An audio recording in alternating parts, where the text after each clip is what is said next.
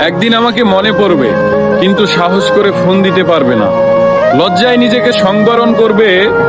আমাদের এত গল্প আর এত স্মৃতি জমেছে যে তুমি অন্য কারো মাঝে আমার ছায়া দেখবে, কিন্তু সেখানে আর আমাকে পাবা না। একটা আক্ষেপ জন্ম নিবে তোমার ভিতরে। রাত গভীর হলে আমার ফেসবুক ওয়াল ঘুরতে মন চাইবে তোমার।